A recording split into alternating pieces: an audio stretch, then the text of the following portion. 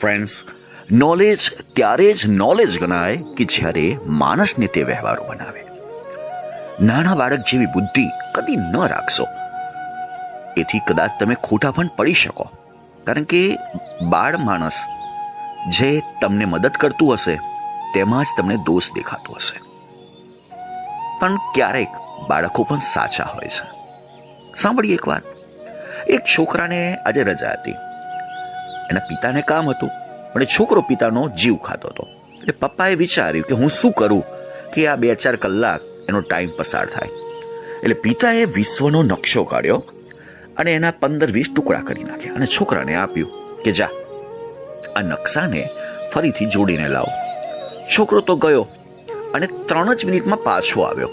લો પપ્પા, નકશો ગોઠવાઈ ગયો. પિતાને પણ આશ્ચર્ય થયું કે આટલા ઓછા સમયમાં આવું કામ કેમ ન કરી શક્યો. એટલે પિતાએ છોકરાને પૂછ્યું ત્યારે જવાબ મળ્યો કે પપ્પા, આમાં તો કશું અઘરું હતું જ નહીં. તો શું કર્યું? તો કે નકશાની પાછળ એક ચિત્ર હતું. એ ચિત્ર માણસનું હતું. મેં માણસને ગોઠવી દીધો, એટલે તેની પાછળનો જે વિશ્વ છે ને એ પણ આપોઆપ વ્યવસ્થિત ગોઠવાઈ ગયો. બસ જીવનમાં પણ આવું જ છે.